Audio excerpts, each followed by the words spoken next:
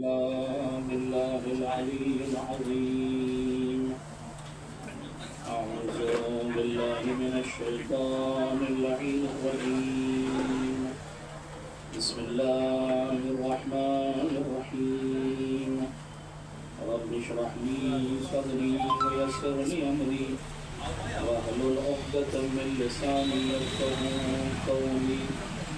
الحمد لله الذي لم يتخذ صاحبة ولا ولدا ولم يكن له شريك في الملك ولم يكن له ولي من الذل وكبره تكبيرا.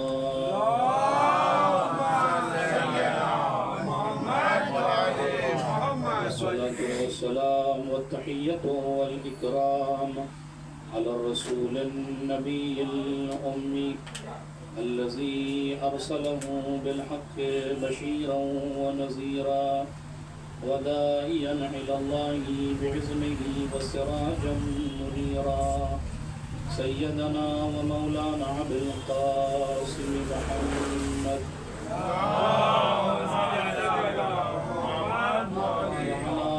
أهل بيته الطيبين الطاهرين المعصومين المظلومين واللعنة الدائمة الباقية على أعدائهم أجمعين من يوم ظلمهم إلى يوم الدين. أما بعد فقد بسم الله الرحمن الرحيم.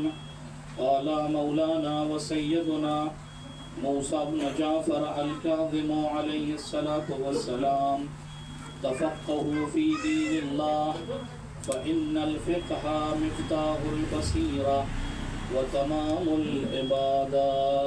صلوات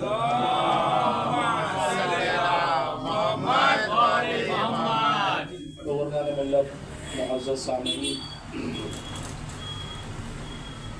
آج کی مجلس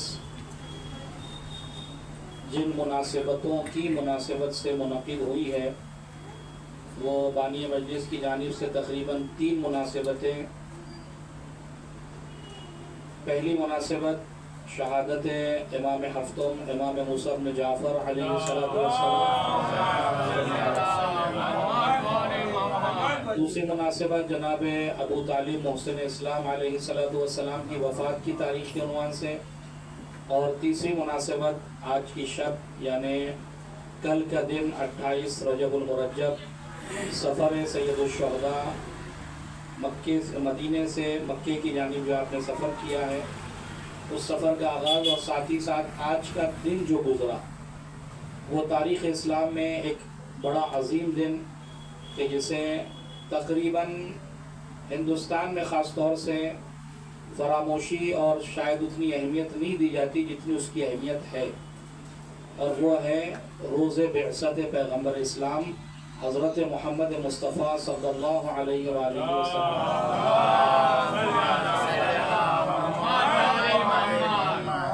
بات آ گئی ہے چونکہ پانچوں مناسبتیں ہیں. پانچویں مناسبت یہ ہے کہ شب معراج کے عنوان سے کل ہمارے یہاں تبریک اور تہنیت کا سلسلہ ہوتا ہے، لہذا کوشش یہ ہوگی کہ کوئی یہ نہ سوچے کہ مولانا ایک مناسبت میں تو 1 گھنٹہ ہوتا ہے، تو 5 مناسبتیں ہیں تو پھر تو نماز شب کا وقت ہی یہاں پر آ جائے گا، ہو سکتا ہے. تو گھبرانے کی کوئی بات نہیں ہے. اس انداز سے گفتگو کریں گے انشاءاللہ کہ ساری مناسبتیں گفتگو میں آ بھی جائیں اور آپ کو احساس بھی نہ ہو کہ کیا ہوا ہے. ایک سلوات بھیجیں گے محمد.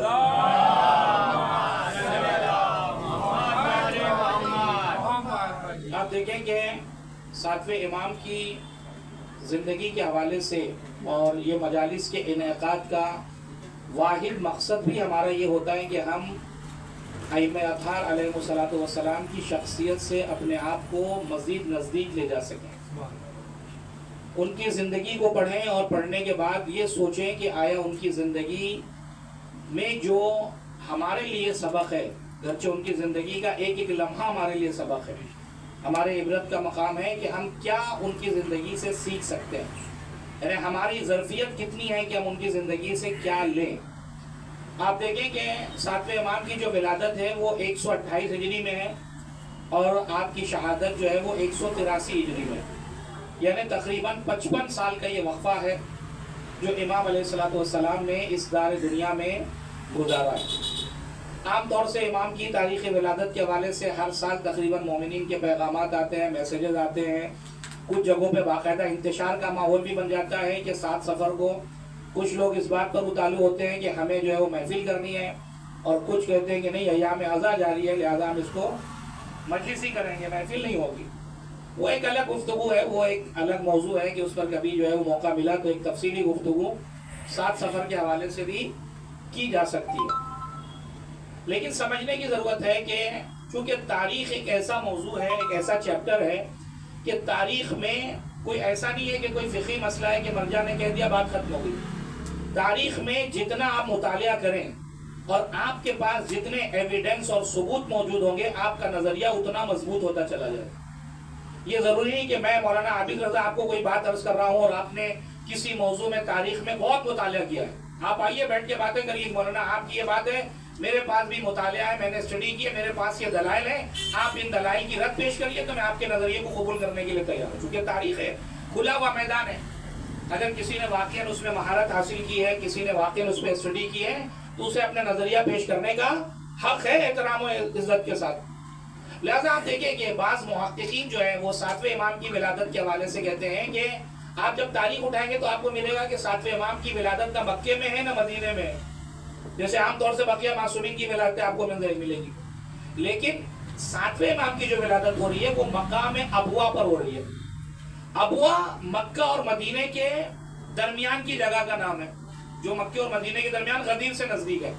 تو حیرت کی بات ہے اور سوچنے کا مقام ہے کہ 7ویں امام آخر یعنی 6 امام کی اہلیہ اور 7ویں امام کی والدہ وہاں کیا کر رہے تھے کہ وہاں پر ولادت ہوئی؟ کیوں آخر جو ہے وہ نہ مدینے میں ولادت ہو رہی نہ کسی اور شہر میں ہو رہی ہے؟ تو یہ سوچنے کا مقام ہے اپنے آپ پر۔ اسی لیے علماء کہتے ہیں کہ 7ویں امام کی ولادت کی تاریخ بجائے یہ کہ 7 سفر ہو، زیادہ قوی دلیل یہ ہے کہ امام کی ولادت 20 ذی الحجہ ہے۔ ایک صلوات بھیجیں گے محمد والے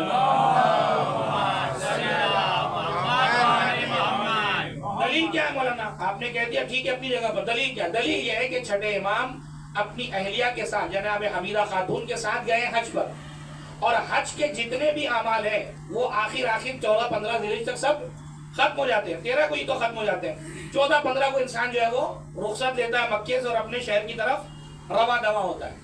تاریخ میں یہ تو ملتا ہے کہ 6 امام گئے حج پر، جناب حمیدہ خاتون کو لے کر گئے، لیکن کہیں یہ نہیں ملتا کہ جناب حمیدہ خاتون کے ساتھ 6 امام مکے میں رکے بھی ہوں۔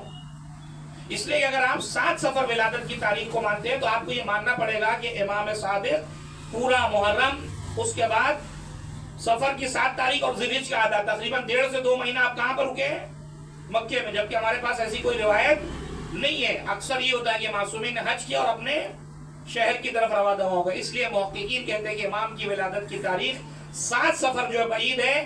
بہتر یہ ہے کہ چونکہ مکے سے ابوا کا فاصلہ 5 سے 6 دن کا ہے، لہذا 14-15 ذی الحجہ کو بھی اگر آپ نے حرکت کی ہے، وہاں سے نکلے ہیں، تو 20 ذی الحجہ کو 7ویں امام کی ولادت کی تاریخ زیادہ معتبر نظر آتی ہے بنسبت 7 سفر کے۔ ایک سوال بھیجیے گا محمد والے۔ اور اس کے بعد بھی بہت سے دلائل ہیں، میں نے کہا وہ میرا موضوع نہیں کہ میں فی الحال اس پر پوری مجلس ہی پڑھ دوں، صرف میں نے ایک اشارہ کیا، ورنہ میں نے کہا بہت سے دلائل ہیں۔ ابھی ایک سامنے کی باتیں میں نے آپ کی خدمت میں عرض کی۔ امام علیہ السلام 55 سال، اور آپ اپنے دادا کے ساتھ، یعنی اپنے دادا کے زندگی میں بہرحال آپ کی ولادت نہیں ہوئی، آپ کے دادا کون ہوں گے؟ امام محمد باقر۔ 114 میں آپ کی شہادت ہو گئی ہے، آپ کے والد 148 ہجری میں شہید ہو رہے ہیں، تو 148 سے 143 کا جب آپ عرصہ نکالیں گے تو تقریباً 35 سال امام کاظم امت کی امامت کی ذمہ داری کو اپنے کاندھے پر سنبھال رہے ہیں۔ 55 سال میں 35 سال آپ نے امامت کی ذمہ داری کو سنبھالا ہے، اور اس کے مقابلے میں جب آپ آتے ہیں تو آپ دیکھتے ہیں کہ امام کے مقابلے میں جو افراد ہیں، جو ظالمین ہیں، جو جابرین ہیں، جو امام ہی کا نام لے کر اقتدار میں آئے ہیں۔ بنی عباس کیسے آئے اقتدار میں؟ بنی عباس نے بنی امیہ کو ہٹایا کس بیس پر؟ ان کا نعرہ یہ تھا کہ یہ خلافت جو ہے حق ہے علویوں کا ہے، فاطمیوں کا ہے، اہل بیت کا حق ہے، لہذا بنی امیہ نے اسے غصب کیا ہے، لہذا ان کو تخت خلافت سے ہٹایا جائے، اس کے بعد جو ہے وہ ہم اس تخت خلافت پر بیٹھیں گے، یعنی اہل بیت کو لے کر آئیں گے۔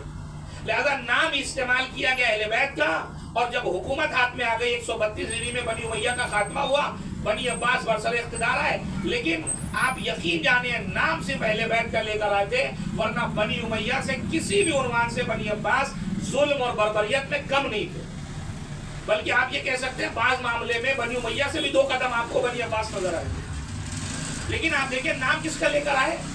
اہل بیت کا نام لے کر آئے۔ یہ ہمارے لیے درس عبرت ہے، اسی لیے کہ میں نے جو حدیث آپ کی خدمت میں پیش کی ہے، حدیث کیا کہہ رہی ہے امام کاظم کی؟ تفقہوا فی دین اللہ، اے لوگوں دین خدا میں غور و فکر کرو۔ کیوں؟ فَإِنَّ الْفِقْهَ مِفْتَاحُ الْبَصِيرَةِ، اس لیے کہ جب تم عقل کو استعمال کرتے ہو، تم چیزوں کو جوڑتے ہو، اینالائز کرتے ہو، تو پھر بصیرت کے دروازے تمہارے لیے کھلنے لگتے ہیں، پھر وہ چیزیں جو دوسرے لوگ نہیں دیکھ رہے ہیں وہ چیزیں تم دیکھنے لگتے ہو۔ وَتَمَامُ الْعِبَادَةِ، یہ بصیرت، یہ غور و فکر عبادت کے کمال کا نام ہے، کہ جب انسان کی عبادت کمال پہ اگر جا رہی ہے تو اسی غور و فکر کے ذریعے سے، کہ انسان جتنا غور و فکر کرے گا اتنا ہی اس کی عبادت میں کمال پیدا ہوتا چلا جائے گا۔ ایک صلوات بھیجیے گا محمد والے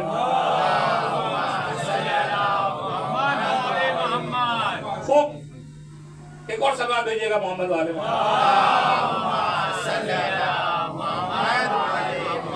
لہذا یہ سوچنا، یہ سمجھنا بہت اہم ہے کہ امام کاظم علیہ السلام کی زندگی میں یہ جو حالات پیش آ رہے ہیں، یہ جو امام علیہ السلام نے زندگی گزاری ہے، اس زندگی کے حوالے سے ہمیں جتنا پڑھنا چاہیے اتنا مطالعہ کریں تاکہ اس بصیرت کے باب کو کھول سکیں۔ لہذا امام علیہ السلام اہل بیت کا نام لے کر آئے ہیں، جو ہمارے لیے کیا درس عبرت ہے؟ ہمارے لیے درس عبرت ہے کہ ہم اپنی نگاہوں کو کھولیں، اپنے کانوں کو کھولیں، اپنے دل کی نگاہوں کو بھی باز رکھ کے کھولیں، چیزوں کو ملائیں کہ آخر کیا وجہ ہے۔ اسی لیے میں کہتا ہوں کہ اکثر اگر کوئی دین کا نام لے کر کوئی کام کرنے کے لیے اٹھا ہے، کوئی اہل بیت کا نام استعمال کر کر آپ سے کچھ کرنا چاہ رہا ہے، تو ایک مرتبہ رک کر سوچنے کی ضرورت ہے، کہیں ایسا تو نہیں ہے کہ وہی کھیل جو بنی عباس نے کھیلا تھا وہی یہ کھیلنے کو تیار ہے، کہ نام تو اہل بیت کا لیا جا رہا ہے، کام تو اہل بیت کا لیے کرنا ہے، کام تو اپنا کرنا ہے، لیکن نام اہل بیت کا لیا جا رہا ہے۔ لہذا یہ سمجھنا ضروری ہے کہ اگر کوئی اہل بیت کا نام لے کر آگے بڑھا ہے تو یہ بھی سمجھو کہ کام بھی اہل بیت کا ہو رہا ہے یا نہیں ہو رہا ہے۔ اسی لیے علماء کہتے ہیں کہ جب کوئی بے دین اچانک دیندار بننے لگے تو خوش تو ہونا چاہیے، بہت اچھی بات ہے کوئی بے دین دیندار بن جائے، لیکن اتنا ہی اس سے سترک رہنے کی بھی ضرورت ہے کہ اچانک اس کے دل میں یہ درد دین جاگا کیوں۔ ایک سلوات بھیجیے گا محمد والے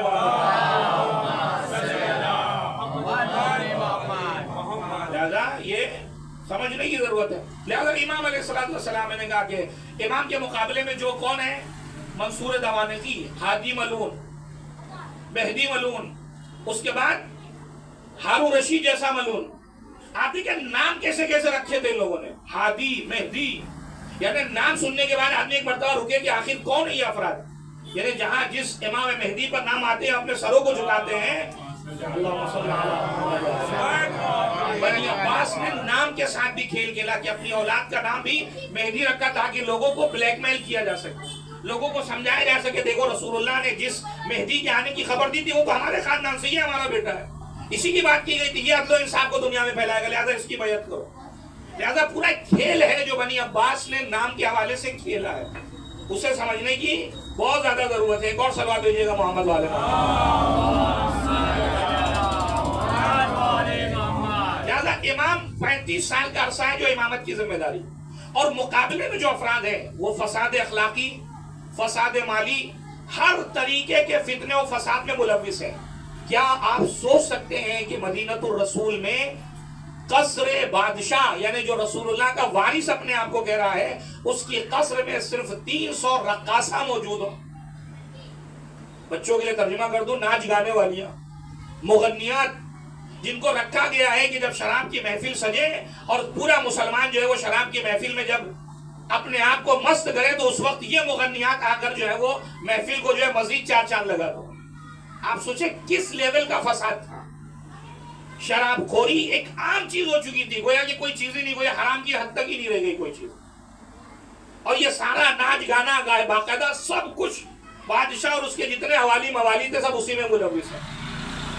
اور ایسے ماحول میں فرزند رسول نے ذمہ داری کو سنبھالا کہ اس سماج اور معاشرے کو ان تمام بیماریوں سے مجھے پاک کرنا ہے، اور فرزند رسول نے اس بیماری کو، اور آپ دیکھیں کہ جب امام حسین علیہ السلام کا وارث جب فرزند رسول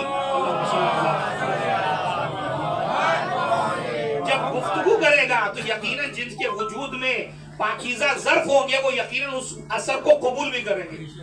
آپ دیکھیں امام ایک جگہ سے گزرے, دیکھا ایک بڑا عالیشان مکان, گھر کے باہر ایک کنیز آ رہی ہے, کوڑا پھینک رہی ہے, اور گھر کے اندر کچھ ناچ گانا, ایک باقاعدہ زور و شور چل رہا ہے, باقاعدہ باہر آواز آ رہی ہے. امام وہاں سے گزرے, کنیز سے خطاب کیا کہ یہ بتائیے یہ گھر کسی غلام کا ہے یا آزاد کا ہے؟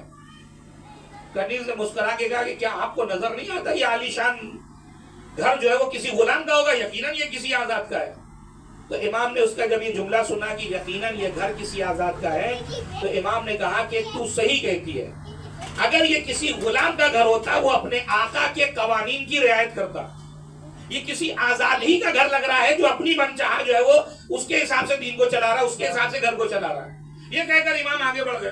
جب اندر گئی کنیز, بشر نام ہے اس کا, بشر نے پوچھا خیریت تو آنے میں تاخیر کی ہوئی؟ کہا باہر ایک شخص آیا تھا اور اس نے ایسی ایسی بات کہی تھی. کیا بات کہی؟ کہا اس نے یہ بات کہی کہ اگر کسی غلام کا گھر ہوتا تو وہ اپنے آقا کے بنائے ہوئے قوانین کی رعایت کرتا, اپنی منمانی جو ہے وہ نہیں کرتا اس گھر میں. کہا بتا کون تھا آخر کا؟ نہیں معلوم. وہ اس کا دماغ وہی پہ ایک مرتبہ جیسے یہ جملہ سنا کہ کسی آزاد کا, سمجھ گیا کہ کوئی معمولی انسان نہیں تھا, بھاگا, اور اس انداز میں بھاگا کہ پیروں میں چپل نہیں تھی.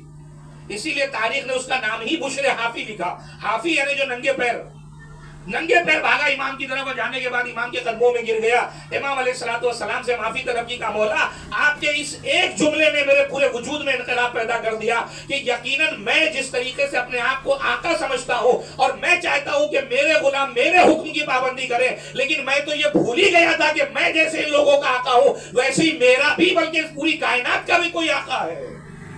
کوئی ہے جس کے قوانین کی رعایت مجھے کرنی چاہیے, لیکن اس کے قوانین کی رعایت میں نہیں کر رہا ہوں. فرزند رسول اگر میرے لیے توبہ کا راستہ ہو تو مجھے توبہ کا راستہ بتائیے. آپ نے دیکھا ادھر امام کا ایک جملہ اور اتنا انقلاب کے بشر حافی کہاں گناہوں کی محفل میں تھا, کہاں جنتی ماحول میں آ گیا. ایک سلام بھیجیے گا محمد والے محمد.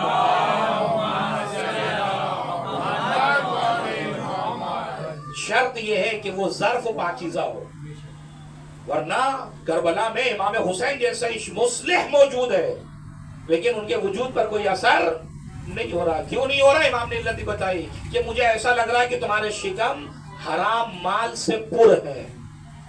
ورنہ حسین جیسا مصلح, حسین جیسا اصلاح کرنے والا گفتگو کرے اور کسی پر اثر نہ ہو, یہ کیسے ممکن ہو سکتا ہے؟ ایک سلوات بھیجیے گا محمد والے محمد. یہ بہت اہم گفتگو ہے عزیزان گرامی. تاریخ میں جب آپ اسے پڑھیں گے یہ ساری چیزیں آپ کو متعدد 100-200 صفحات پڑھنے کے بعد پتہ چلے گی, جو میں آپ کو 5-10 منٹ میں بتانے کی کوشش کر رہا ہوں کہ امام جس زمانے میں زندگی گزارا اتنا خطرناک زمانہ, لیکن امام علیہ السلام پوری ذمہ داری کے ساتھ زندگی گزارا. اور دوسری طرف مظالم کا حال یہ ہے, خاص طور سے سادات حسنی پر جو ظلم ڈھایا ہے بنی عباس نے وہ کسی نے نہیں کیا. کیوں؟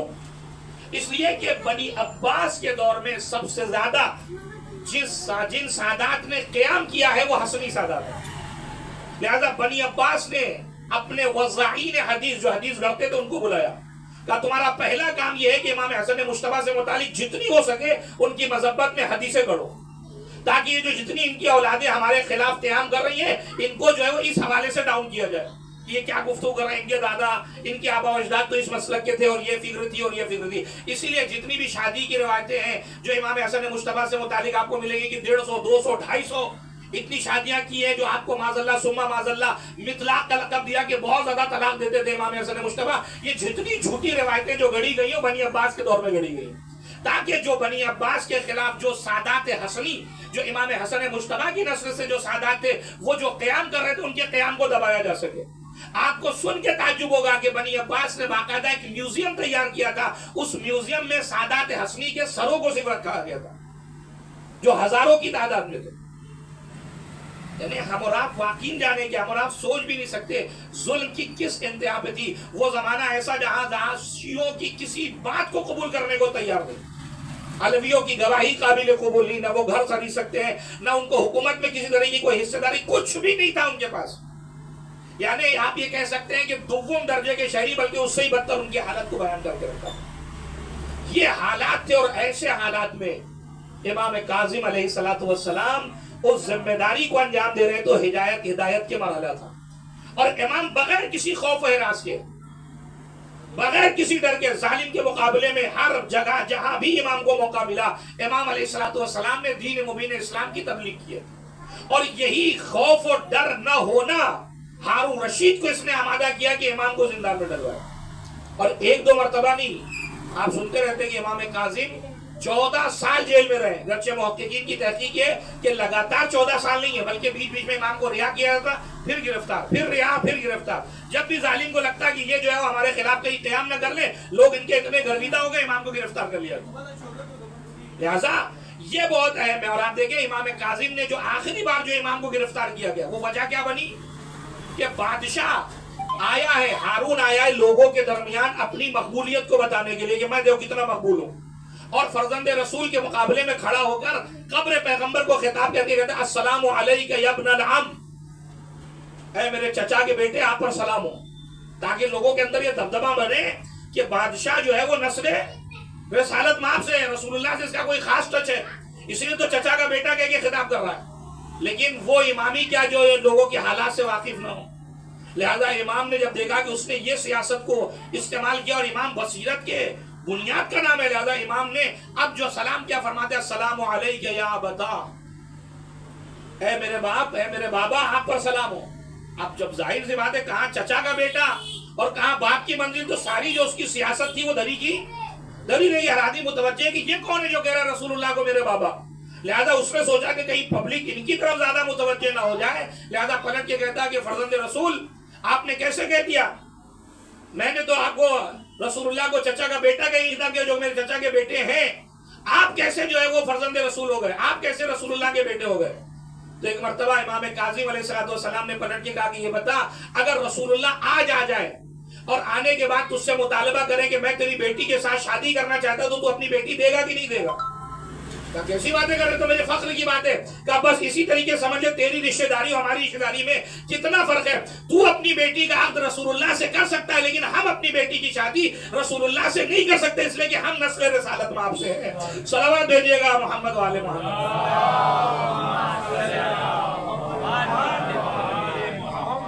اور آپ دوسری دلیل اگر دیکھیں تو بہرحال صدیقہ کبریٰ سلام اللہ علیہا کی بیٹی رسول اللہ اس نسل سے، اس طریقے سے بھی جو ہے وہ آپ جو ہے وہ فرزند رسول ہو رہے ہیں. اور مباہلے کا میدان گواہ ہے کہ مباہلے میں کیا کہا تھا، میں اپنے 2 بیٹے لے کر آ رہا ہوں، جبکہ وہ بیٹی کے بیٹے تھے، نواسے تھے، لیکن قرآن نے دونوں کو کیا کہا ہے، بیٹا کہہ کے خطاب کیا ہے. صلوات بھیجیے گا محمد والے محمد. لہذا امام موسیٰ کاظم علیہ السلام نے اپنی ذمہ داری کو اس انداز سے ادا کیا، اتنا خطرناک ماحول، لیکن اس کے باوجود جناب علی بن یقطین کو وزارت کا عہدہ جب آفر کیا گیا تو آپ نے اجازت دے دی کہ ٹھیک ہے کوئی بات نہیں، میں تمہیں اس ظالم کی وزارت عظمیٰ پر فائز ہونے کی توفیق اور تمہیں اجازت دے رہا ہوں، لیکن ایک شرط کے ساتھ کہ جب بھی تمہیں یہ عہدہ مل جائے تو اس کے بعد تم ہمارے شیعوں کا خصوصی خیال رکھو گے. تمہاری ذمہ داری ہے کہ تم اس عہدے پر جا تو رہے ہو، لیکن یاد رکھنا تمہاری ذمہ داری ہے شیعوں کی محافظت کرنا، میری ذمہ داری ہے تمہاری شیعوں کی محافظت کرنا. اور یہی وجہ ہے کہ جناب علی بن یقطین کی جب شکایت کی گئی تب مولائک نے بڑھ کر جو ہے ان کو اس مرحلے سے آزاد کروایا. کئی لباس فاخرہ جو ہارون رشید نے دیا تھا وہ علی بن یقطین نے جا کر امام کو دینے کی کوشش کی تو امام نے اسے قبول نہیں کہا، اسے اپنے پاس رکھا، مولا یہ تحفہ ہے، کہ ہمیں پتا ہے تحفہ ہے لیکن اس کی ضرورت تمہیں زیادہ پیش آئی، اس کو اپنے پاس رکھے رہو. اور جب لوگوں نے شکایت کی کہ دیکھا ہارون علی بن یقطین وزیر تمہارے لیکن تحفے تحائف تو اپنے مولا کو دیتے ہیں، کیا بات کرو گا؟ پوچھئے جو آپ نے تحفہ دیا تھا وہ ہے کہ نہیں کہ کسی کو پہنچا دیا؟ اب بہرحال پولیس آ گئی، گھر میں سرچ کیا، پتہ چلا وہ تحفہ تو وہیں رکھا ہوا. تو اس طریقے سے امام علیہ السلام جناب علی بن یقطین کی حفاظت کرتے رہے. وہ مشہور و معروف واقعہ جو آپ علماء سے سنتے ہیں، میں اسے تکرار نہیں کر رہا ہوں، کہ جب آپ وزیر مملکت تھے اور اس کے بعد ابراہیم جمال ملنے کے آئے، جناب علی بن یقطین نے ملنے سے انکار کر دیا، تو امام سے جب علی بن یقطین ملنے گئے تو امام نے کہا ہم تم سے نہیں مل سکتے. کیوں؟ اس لیے کہ تم نے ہمارے چاہنے والوں سے ملاقات کرنے سے انکار کیا. کیسے ممکن ہے کہ تم ہمارے چاہنے والوں سے ملنے سے انکار کرو اور ہم تم سے ملاقات کر لیں؟ یہ ممکن نہیں، واپس جاؤ. لیکن جناب علی بن یقطین بامعرفت صحابی تھے، کہا یقیناً کوئی غلطی ہوئی ہے ورنہ امام معصوم مجھ سے ملے نا، یہ کیسے ممکن ہے؟ امام سے معذرت طلب کی، لیکن امام نے صاف لفظوں میں کہا تم نے ہمارے چاہنے والے ابراہیم جمال کو ناراض کیا ہے، پہلے اس کو راضی کرو پھر ہم خود بخود راضی ہو جائیں گے۔ یہ ہم سب کے لیے درس عبرت ہے کہ صبح و مساء نہ جانے امام کے چاہنے والوں کو کتنی بار ناراض کرتے ہیں، لیکن پلٹ کر ایک مرتبہ معذرت طلبی بھی نہیں کرتے کہ اگر میرے وجہ سے آپ کا کوئی دل دکھاؤ تو مجھے معاف کر لے، اس لیے کہ ہمیں یہ پتہ ہی نہیں ہے یہ کسی بندے مومن کا دل نہیں دکھا رہا ہوں، اس کے ذریعے سے گویا میں امام معصوم کا دل دکھا رہا ہوں۔ ایک سلوات بھیجیے گا محمد والے،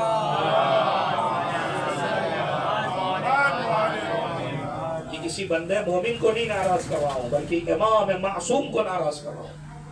اور اس کے بعد جب علی بن اختین ابراہیم جمال سے معافی تلافی کر کے واپس آئے تو امام نے اپنی آغوش میں جناب علی بن اختین کو لیا کہ آج تم نے صحابیت کا حق ادا کیا، اگر تم نے ہمارے چاہنے والے کو راضی کر لیا تو ہم خود بخود چاہنے والے ہم خود راضی ہو جائیں گے۔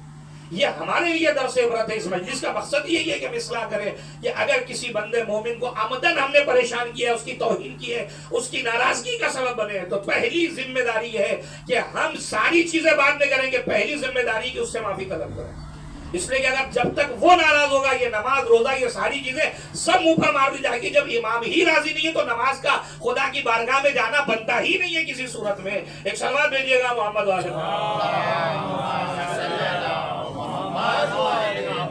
لیکن مشکل یہ ہے کہ شیطان اپنے کام میں لگا ہوا ہے، وہ بار بار مجھے اکساتا رہتا ہے کہ بھائی you are the best, you are best, ختم کہانی، تم سے بہتر تو کوئی ہے ہی نہیں، وہ تو ایسے ہی ہے، اس کے چکر میں کہا لگے، کہا تم سے کسی نے کہہ دیا کہ جا کے اس سے معافی تلافی کر دو، ارے تم اتنی بڑی شخصیت، تمہارے پاس اتنا بینک بیلنس، گاڑی واڑی، یہ سب آگے پیچھے لوگ تمہارے گھوم رہے، تم اس کے بعد جاؤ گے معافی مانگنے کے۔ لیکن یہ دنیا تک یہی تو مسئلہ ہے کہ ہم کو بھیجا ہی اسی دنیا میں گیا تاکہ یہ شیطانی حربوں سے اپنے آپ کو نکال کر امامت کی بارگاہ میں پہنچا کر اپنے آپ کو خدا کی بارگاہ میں سرخرو کرتے چلے جائے۔ ایک سلوات بھیجیے گا محمد والے باقی دنیا کا کام ہی ہے پروپیگنڈا، افواہیں، اور آپ کو نہیں لگتا کہ واقعی کبھی کبھی ہم اور آپ ہو سکتا ہے کوئی نوجوان بیٹھ کے سوچے یہ مولانا حضرات جو ممبر سے پڑھتے کیا واقعی ایسا تھا؟ اتنی افواہیں معصومین کے خلاف، آپ کو نہیں لگتا آج کی میڈیا اٹھا کر دیکھیے آپ سوائے ہنسی کے آپ کے پاس اور کچھ کام نہیں ہوگا۔ یعنی جب بھی کوئی حادثہ دنیا میں یا انڈیا میں پیش آتا ہے صرف میڈیا کو سنیے اور اس کے بعد ہنسیے بیٹھ کر آپ۔ کبھی اسلام آباد پر قبضہ، کبھی لاہور پر قبضہ، کبھی جو خامنائی صاحب کو روس میں بھگا دیا گیا، کبھی پتہ نہیں کیا سکا، ماشاء اللہ فیک نیوز کا بازار گرم ہے۔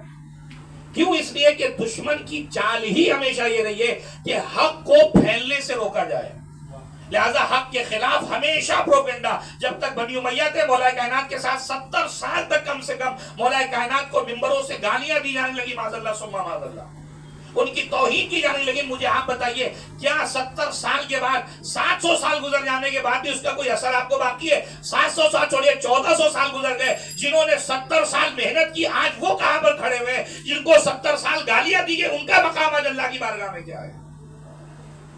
یہ ہمارے لیے درس عبرت ہے۔ جب تم حق پر ہو تو ممکن ہے کہ کچھ وقت کے لیے تمہارے ساتھ برا ہو جائے، ممکن ہے کہ کچھ لوگ تمہارے پیچھے پڑے رہے، لیکن ہمیشہ یاد رکھو جیت ہمیشہ حق کی ہوتی ہے، پروان ہمیشہ حق چڑھتا ہے، عزت اللہ ہمیشہ حق کو دیتا ہے۔ ایک سلام دیجیے گا محمد والے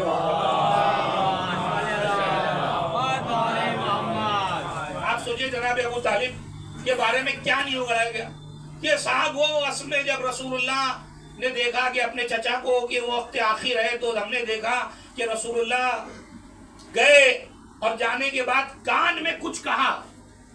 اچھا اتنا اس کے پاس کیمرہ، اتنے ٹیکنالوجی تھی اس وقت، اس نے آواز کو بھی زوم کر لیا اور اس زوم ہوئی آواز کو لکھ بھی دیا کہ رسول اللہ نے جا کر چچا کے کان میں کہا کہ اللہ میرے چچا آخری وقت ہے، موقع ابھی ہے، آپ اسلام قبول کر لیجئے ورنہ کیا ہوگا آپ کا۔ اور اس نے ساری باتیں کیچ کر لی اتنی دور کھڑے ہو کر، جبکہ آپ کو پتا ہے کہ جب کوئی بندہ کان میں کسی کوئی بات کہتا ہے تو اس کا مطلب یہ ہوتا ہے کہ کسی اور کو ہم کو سنانا نہیں ہے، صرف آپ کو سنانا ہے۔ لیکن یہ اتنا کان تیز والا آدمی کہ جس نے رسول اللہ کی چھوٹی جو چھپا کر بات کی گئی تھی وہ بھی سن لیا، لیکن پتہ نہیں یہ کان جو اتنے تیز سے وہ غدیر میں کہاں تھے مجھے نہیں سمجھ میں آیا۔ اتنی دور سے کھڑا آدمی ساری چیزوں کو سن رہا تھا، لیکن غدیر کے میدان میں مولا غدیر کو دکھایا بھی جا رہا تھا، بتایا بھی جا رہا تھا، 3 دن تک بیعت بھی کی گئی، پھر بھی کہتا نہ دیکھا نہ سنا نہ کچھ کیا۔ ایک سلوات بھیجیے گا محمد والے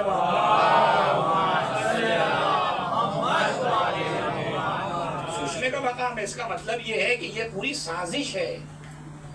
जनाब अबू तालिब अलैहिस्सलाम के साथ। वरना सोचे आप, यानी मेरे पास इतने दलाइल, आप यकीन जाने अगले 2 घंटे अगर आप सुनने के लिए तैयार हैं तो मैं सिर्फ दलाइल ईमान अबू तालिब आपको सुनाने के लिए तैयार। कुरान मजीद, अहादीस, अकली पैमाने पर जिस लेवल पर जाकर आप गुफ्तगू करना चाहे करने के लिए तैयार। लेकिन क्या अफवाह, प्रोपेगेंडा कि जनाब अबू तालिब ईमान नहीं लेकर आए थे, ये नहीं लेकर आए थे, वो आखिरी वक्त पर। आप सोच भी सकते हैं इमाम रज़ा अलैहिस्सलातु वस्सलाम,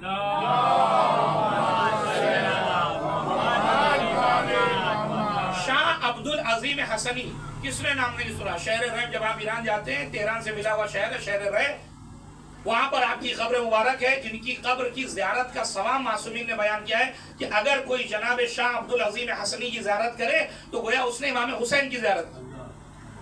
इतनी हसीन पर्सनालिटी, जिसने 4 से 5 मासूमों की जिंदगी देखी हो, अकायद को हमेशा अपने मासूमीन के सामने पेश किया हो।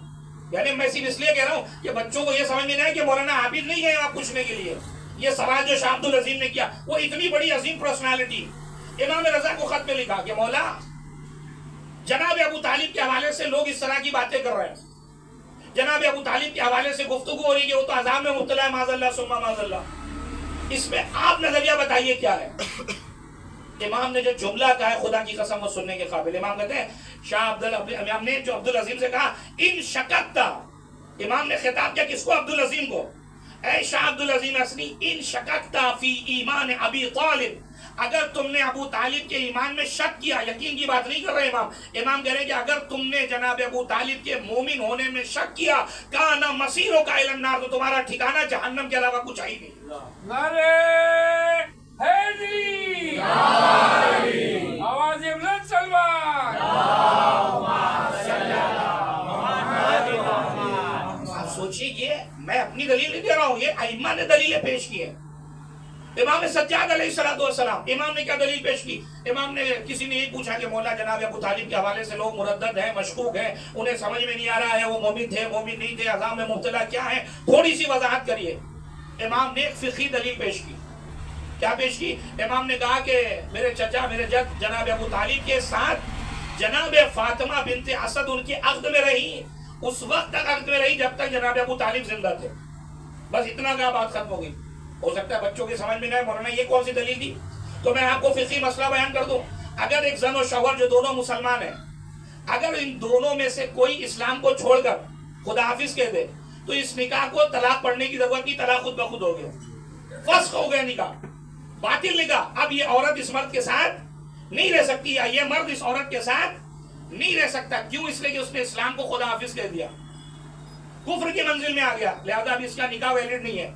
मौला इमाम सज्जाद ने इसी बात की तरफ इशारा किया कि अगर जनाब अबू तालिब कुफ्र की मंजिल में थे तो जनाब फातिमा बिनते असद कैसे उनके साथ इज़्दिवाजी जिंदगी उनकी आखिरी उम्र तक गुजार सकती थी? अच्छा ठीक है, उनको मसला नहीं पता था, रसूलुल्लाह ने भी एक मर्तबा नहीं कहा कि चची फातिमा बिनते असद, आपका इनके हक जो है बातिल हो गया, आप इनके साथ जिंदगी नहीं गुजारिए। क्या बेटे अमीरुल मोमिनीन को भी नहीं पता था कि वालिदा गिरामी आपका हक तो बातिल हो गया, आप दूर हो जाइए? इन सारे मासूमीन का खामोश होना जनाब फातिमा बिनते असद का जनाब अबू तालिब के साथ रहना बता रहा है कि जिन्होंने इस एतराज को किया है वो खुद अखली एतबार से मफलूज थे। अबू तालिब को क्या ईमान में शक कर रही है? एक सलवात भेजिएगा मोहम्मद वाले।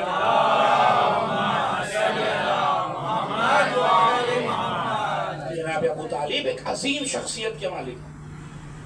इमाम सादिक, अजीब जुमला इमाम का, इमाम कहते हैं इन्ना अबा तालिब मअस नबिय्यीन वस्सिद्दीकीन वश्शुहदा वस्सालिहीन वकाना हसना उलाइका रफीका वहसना उलाइका रफीका। फरमाते तुम्हें पता ही नहीं कि जनाब अबू तालिब किनके साथ उठ बैठ रहे हैं। उनका उठना बैठना नबियों के साथ है, उनका उठना बैठना सिद्दीकीन के साथ है, उनका उठना बैठना शुहदा और सालिहीन के साथ है।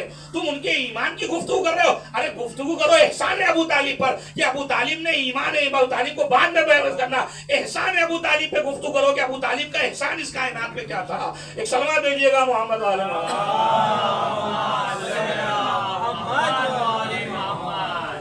एहसान है अबू तालिब पर गुफ्तगू करो। और बच्चों को समझाने के लिए बहुत सामने की मिसाल दो, एक सलवात दीजिएगा मोहम्मद वाले।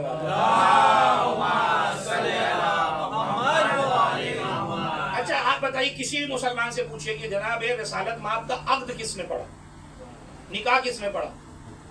हर आदमी कहेगा तारीखी किताब में लिखा है कि जनाब अबू तालिब। अब मैं उनको बच्चों को समझाने के लिए मिसाल दे रहा हूँ।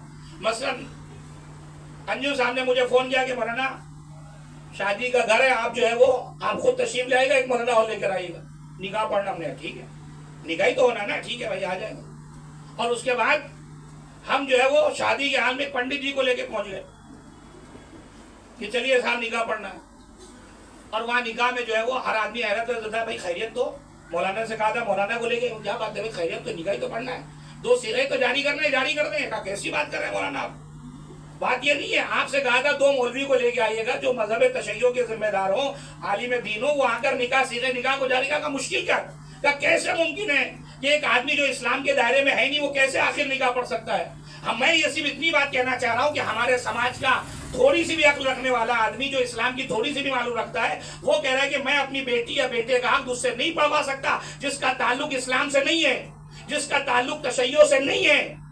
तो आखिर कैसे मुमकिन है कि रसूलुल्लाह किसी ऐसे से अपना अक़्द पढ़वाते कि जो खुद दायरे इस्लाम से खारिज हो, उसका अक़्द निकाह पढ़ना? और ये काफिर भी कैसा मोतबर काफिर था, तवज्जो कीजिएगा, कि जिसने खुतबा अक़्द में पहला जुमला का अल्हम्दुलिल्लाह कब कहा? अभी कुरान नाजिल भी नहीं हुआ। कुरान नाजिल होने के 15 साल पहले जनाब अबू तालिब अल्हम्दुलिल्लाह कहकर खुतबे का आगाज करें। लेकिन खुदा को भी क्या इंतकाम लेना था कि जो भी ईमान अबू तालिब पर एतराज करते उनसे कहा याद रखना तुम्हें ईमान अबू तालिब पे खतरा था, तुम ईमान अबू तालिब पे गुफ्तगू करते हो, हर नमाज में तुम्हें अल्हम्दुलिल्लाह पढ़वा कर बताएंगे कि जितना अबू तालिब से भागोगे हर नमाज में उसी जुमले को पहले पढ़ना पड़ेगा जो अबू तालिब ने 15 साल पहले कुरान नाजिल होने से पहले पढ़ा था। सलावत भेजिएगा मोहम्मद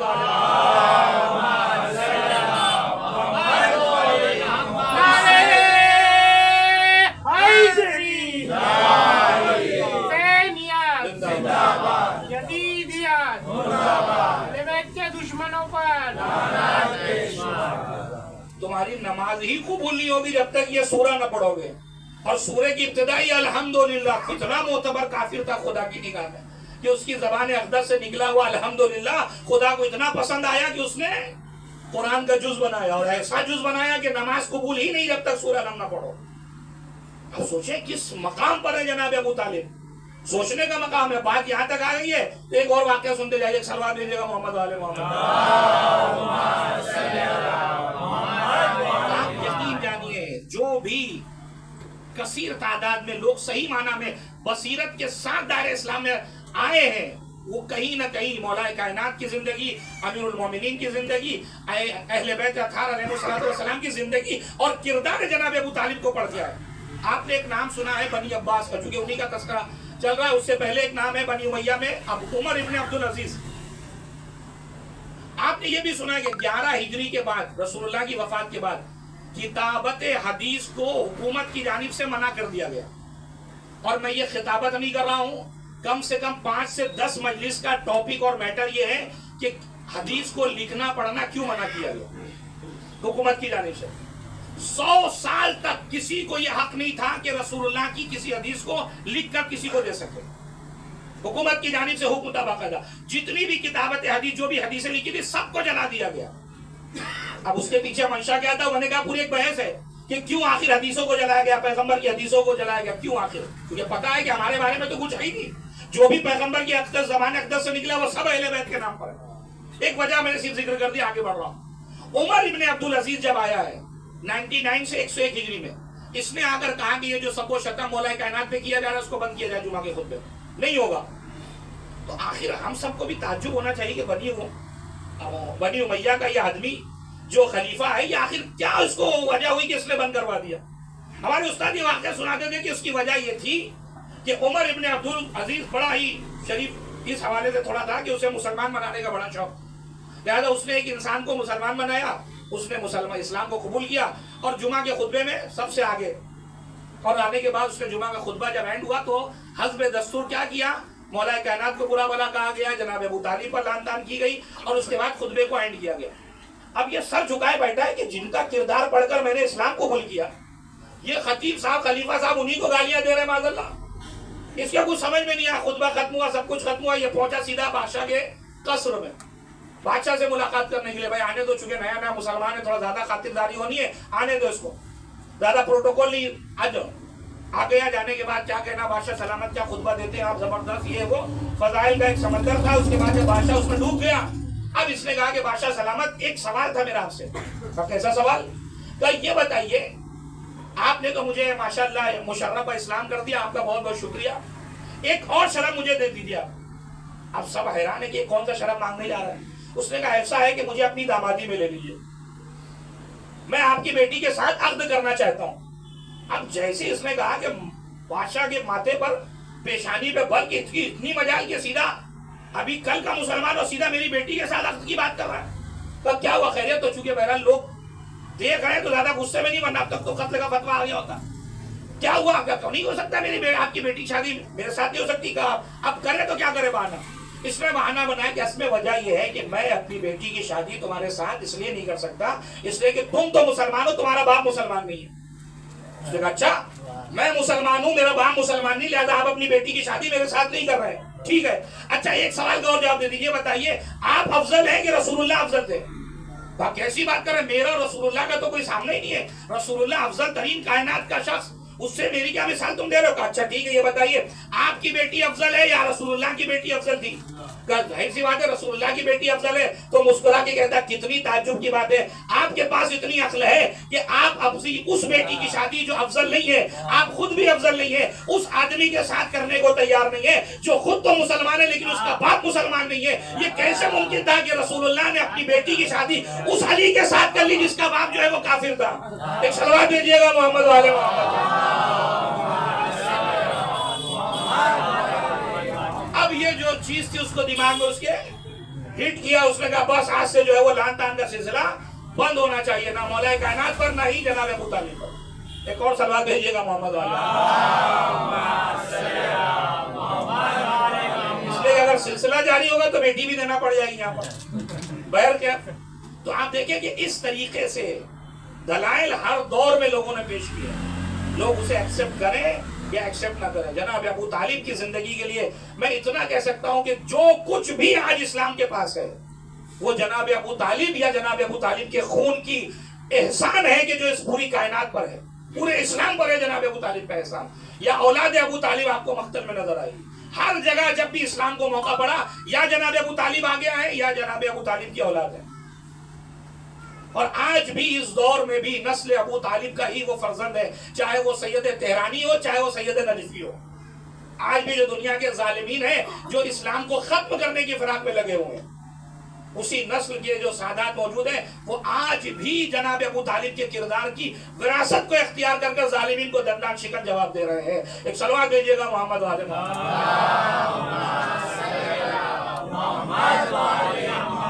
और यही वजह है कि जब जनाब अबू तालिब इस दुनिया से गए, रसूलुल्लाह की आंखों में अश्क है।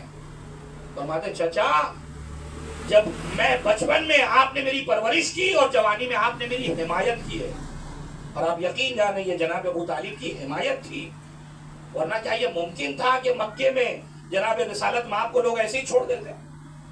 ये डर था जनाब अबू तालिब के वजूद का जो रसूलुल्लाह के लोग नजदीक नहीं आते थे। वो हिमायत थी जनाब अबू तालिब की कि जब तक, और यही वजह है कि जुमला आपके हवाले कर रहा हूं कि जनाब अबू तालिब का दबदबा था कि जब तक जिंदा थे रसूलुल्लाह को मक्का छोड़ने की नौबत नहीं आई है, लेकिन जब जनाब अबू तालिब इस दुनिया से गए हैं उसके बाद पैगंबर ने मक्के को मदीने की जानिब खुदा हाफिज कहा। और ये दर हकीकत आप देखें कि नाना वो है कि जो मक्के से मदीने की जानिब हिजरत कर दीन को बचाने की फिक्र में है, और 28 रजब को उसी नाना का नवासा है कि जो मदीने को खुदा हाफिज कहकर मक्की की तरफ जा रहा है दीन की मक्का की खातिर। फर्जंद रसूल क्यों निकल रहे हैं आखिर? इमाम हुसैन खुद कह रहे हैं कि मेरे क़याम को किसी खतीब, किसी शायर, किसी नौहा खान से समझने की जरूरत नहीं है, मुझसे समझो, मैं तुम्हें बताऊंगा कि मैं क्यों निकल रहा हूं। ना मैं किसी शोहरत के लिए निकल रहा हूं, ना मैं किसी शर और फसाद के लिए निकल रहा हूं, ना मैं किसी जुल्म के लिए जा रहा हूं। मेरा क़याम का मकसद सिर्फ इतना है, लितलबिल इस्लाह फी उम्मत जद्दी, ताकि मैं अपने नाना की उम्मत की इस्लाह कर सकूं। मैंने शुरू में हदीस क्या पेश की थी कि बसीरत सबसे अहम चीज है। अगर बसीरत हो तो इंसान की इबादत जो है वो कमाल की मंजिलों को तय करती है। यहीं पर रुककर आपसे मेरा एक सवाल है, कभी आपने सोचा बैठकर कि इमाम हुसैन का मामला किससे था? यजीद से। इमाम साहब कहते हैं कि मैं मदीना इसलिए छोड़ रहा हूं ताकि शाम जाऊं और जाने के बाद यजीद को सुधार सकूं, उसे बता सकूं कि तू गलत रास्ते पे चल रहा है। इमाम ने तो नहीं कहा है। इमाम क्या कह रहे हैं, मैं निकल रहा हूं इसलिए ताकि अपने नाना की उम्मत की इस्लाह कर सकूं। देखिए बसीरत का जो पहलू है उसे गौर करने की जरूरत है। फर्जंद रसूल आप ये क्यों नहीं साफ साफ कहते कि मैं जा रहा हूं यजीद को सुधारने के लिए? नहीं, इमाम हुसैन कह रहे मैं जा रहा हूं लोगों को सुधारने के लिए। फर्जंद रसूल क्यों का, इसलिए कि असल वजह ये लोग हैं, इनकी खामोशी है। अगर इनके पास बसीरत होती तो माविया के बाद इनके अंदर इसके अंदर ताकत ही न थी कि यजीद जैसा आदमी रसूलुल्लाह की जगह पर आकर बैठकर तख्त खिलाफत रिसालत मां पर आकर बैठे और कहे कि मैं रसूलुल्लाह का वारिस हूं। ये कैसे बेदार कौम नहीं है, ये कैसी सोती हुई कौम है कि जो यजीद को अपना हाकिम बनाने को तैयार है। लिहाजा पहले इनकी अक्लों को बेदार करने की जरूरत है कि अपनी अक्लों को बेदार करो। यजीद जैसा कभी भी हाकिम रसूलुल्लाह नहीं हो सकता, रसूलुल्लाह का वारिस नहीं हो सकता। लिहाजा कहा पहले इन्हें जगाऊंगा, जब ये जाग जाएंगे तो फिर किसी भी दौर के यजीद को ये दम नहीं होगा कि वो रसूलुल्लाह का नाम लेकर तख्ते रिसालत वहां पर आए। सलावत भेजिएगा मोहम्मद वाले मोहम्मद।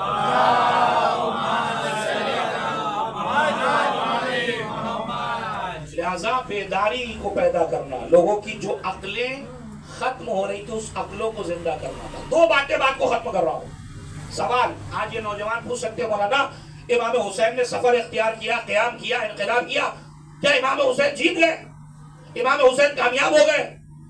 तो दो तरह के लोग आपके सामने आ सकते हैं। कुछ वो अफराद होंगे जो इस्लाम को मानते हैं, इस्लाम का कसीदा पढ़ते हैं, और कुछ वो हैं जिनका इस्लाम से कोई ताल्लुक नहीं। दोनों को आपको अलग अलग जवाब देने हैं ताकि वो काने होकर जाए। वो अफराद जो इस्लाम को मानते हैं उनको आप क्या जवाब देंगे? आप उनसे कहेंगे इमाम हुसैन ने क़याम इसलिए किया था कि जो है वो उस जमाने में शराब नोशी थी, जुआ चल रहा था, हलाल को हराम वो सब कर रहा, यजीद कर रहा था। तो आज क्या हो रहा है? क्या आज नहीं हो रहा है? क्या शराब नोशी नहीं हो रही है, झूठ नहीं बोला जा रहा है, भाई भाई का हक नहीं मार रहा है? क्या सारे मजालिम खत्म हो गए, सब कुछ खत्म हो गया? बिल्कुल पहले जैसा कोई मतलब कुछ है ही नहीं। 60-61 हिजरी से पहले जो हालात थे वही हालात आज भी, बल्कि बाज़ जगहों पर बदतर हालात आपको नजर आएंगे। तो फिर इमाम हुसैन के क़याम का फायदा क्या हुआ? इमाम हुसैन ने ये जो सफर इख्तियार किया उस सफर का फायदा क्या हुआ? मुझे सोचो तो सही कि आखिर इमाम हुसैन ने जो सफर किया उसका बुनियादी फायदा क्या हुआ, उसका अक्सरियत पर असर क्या हुआ? मैं सिर्फ आपको एक इशारा कर रहा हूं, इंशाल्लाह उस बात तक पहुंचेंगे आप। 61 हिजरी से पहले भी जुल्म हो रहा था, शराब नोशी हो रही थी, ज़िना, सारी खुराफात, सब कुछ आम था। 61 हिजरी के बाद भी सब कुछ हो रहा है, लेकिन दोनों में फर्क क्या है? इमाम हुसैन के क़याम से पहले जो काम ये सारे खुराफात हो रहे थे वो इस अंदाज से हो रहे थे कि लोग इन तमाम चीजों को, हलाल को हराम को, हराम को हलाल समझ के कर रहे थे। यानी जितने हराम काम थे उनको हलाल समझ के लोग कर रहे थे। उनके अंदर इतनी जरूरत थी कि वो उस हराम को हलाल का नाम देकर जो है वो काम को कर रहे थे, यानी दीन का जुज बनाकर काम कर रहे थे। लेकिन अजीजान गिरामी 61 हिजरी के बाद इमाम हुसैन ने लोगों के अंदर इतनी जुर्रत पैदा कर दी कि अब 61 हिजरी के बाद उस हलाल हराम को हलाल समझकर कोई अंजाम नहीं देगा। जुर्म हो रहे हैं लेकिन कोई जुर्म करने वाला एक्सेप्ट नहीं करता कि मैं ये सही कर रहा हूं, वो कहता जरूर है कि गलत है लेकिन कर रहा हूं। यही फर्क और बेदारी है जो सैयदुल शुहदा ने अपने क़याम से दुनिया में पैदा की है। एक सलवात दीजिएगा मोहम्मद वाले मोहम्मद। इसी चीज को बड़े ही सादा जबान में अल्लामा नक्कल साहब ने बयान किया। जब एक बरादरान अहले सुन्नत ने कॉन्फ्रेंस की कि करबला की वजह से क्या हुआ, क़याम सैयदुल शुहदा का फायदा क्या हुआ, कॉन्फ्रेंस हुई, सबने तकरीरें की और आपको ये कह के रोका गया कि आप बड़े आलिम दीन, आपको लास्ट में मौका दिया जाएगा। अब क्या वजह थी मुझे नहीं मालूम, या ये प्लानिंग थी पहले से कि इनको मौका ही न दिया जाए आखिर में, इसलिए कि इन्होंने तकरीर कर ली तो बाकी सब सारी तकरीरें खुद ब खुद खत्म हो जाएगी। लिहाजा आखिर में जब नमाज का वक्त आया तब आपसे कहा कि हुजूर नमाज का वक्त भी है, 2 ही मिनट बचा है, आप भी कुछ बोल दीजिए। 2 मिनट भी बहुत है मेरे लिए, जाओ भाई। खड़े होने के बाद अल्लामा नक्कल साहब ने कहा ये कॉन्फ्रेंस इसलिए रखी गई कि क़याम सैयदुल शुहदा का फायदा क्या है, इमाम हुसैन ने जो क़याम किया उसका असर क्या, उसका फायदा क्या है। का उसका एक सबसे आसान और बिल्कुल समझने में सबके आने वाला फायदा ये है कि अब करबला के बाद कभी भी जुमा की नमाज भूत को नहीं होगी। क्या इमाम हुसैन ने लोगों के अंदर इतनी बेदारी कर दी कि 61 हिजरी से पहले आपको जुमा की नमाज भूत को पढ़ते हुए लोग नजर आएंगे, किसी शराबी के पीछे लोग नमाज सुबह पढ़ते नजर आएंगे। लेकिन 61 हिजरी के बाद जुमा की नमाज जुमा को होगी, किसी शराबी को कोई अपना इमाम बनाकर उसके पीछे नमाज नहीं पढ़ेगा। एक सलवात भेजिएगा मोहम्मद वाले। ये वो फिक्री बेदारी है जो कुरान ने हम सब से कहा है कि फिक्र को आजाद करो, सोचो, असीर मत बनो फिक्री हवाले से।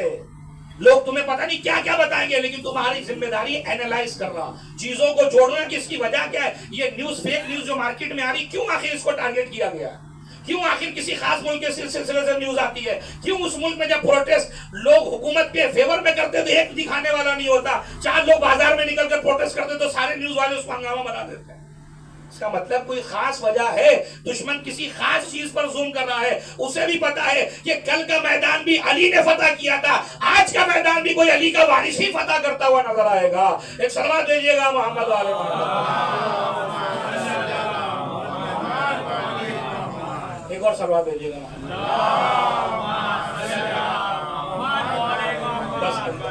اور اگر کوئی نان مسلم آپ سے پوچھے کہ بھائی امام حسین آپ کے قیام کیا، اس کا کیا فائدہ ہوا؟ کہ جیتے ہیں وہ؟ بالکل جیتے ہیں. دلیل کیا ہے؟ کا دلیل یہ ہے کہ 2 لوگ تھے، 2 فکریں تھی. ایک طرف تلوار، نیزہ، تبر، گھوڑے، ثروت، دولت، فوجیں، لشکر، کھانا پانی سب کچھ ہے، اور اس کے مقابلے میں کچھ لوگ، وہ بھی ایسے کہ سب کے پاس تلوار بھی نہیں، نہ سب کے پاس گھوڑے ہیں. پیاس کی شدت، پانی کی پیاس، ساری چیزیں یہاں بالکل برعکس معاملہ. ہر آخر کو جب آپ یہ دونوں مار کے بتائیں گے تو آپ کیا کہے گا؟ آخر ہر آدمی کہے گا بھائی آپ کیا سوچتے ہیں کدھر کا آدمی کدھر گیا ہوگا؟ ظاہر سی بات ہے جو بھوکا ہے، جو پیاسا ہے، جس کے پاس دولت نہیں ہے، ثروت نہیں ہے، ساتھیوں کے عنوان سے 60-70 لوگ ہیں، ظاہر ہے کہ جہاں کا آدمی بھاگ کے جائے گا، وہاں کے جو 30,000 کا لشکر لیے کھڑے ان کے پاس جائے گا. وہ کہ بس یہی جیت ہے سید الشہداء کی. سید الشہداء کے پاس امکانات کم تھے، پیاس کی شدت تھی، بھوک تھا، بھوک تھی، سب کچھ تھا، لیکن کوئی ایک مورخ نے نہیں لکھا کہ سید الشہداء کے ساتھ جو ساتھی تھے ان میں سے کوئی ایک نکل کر وہاں گیا ہو. لیکن ہاں لکھنے والے نے یہ ضرور لکھا کہ لشکر یزیدی سے ہر جیسے نہ جانے کتنے نکل کر آئے، جو امام حسین کے خیمے میں آ کر بتا رہے ہیں کہ حسین کربلا ہی میں اپنی جیت کا اعلان کر رہے ہیں کہ دیکھو تمہارے لوگ کیسے میرے گرویدہ ہوتے نظر آ رہے ہیں. جو یہ دلیل ہے کہ حسین جیتے ہیں کربلا میں، اور بعد کربلا تو الا ماشاء اللہ آج تک حسین کی جیت کے ڈنکے دنیا میں بج رہے ہیں. ایک صلوات دیجیے گا محمد والے.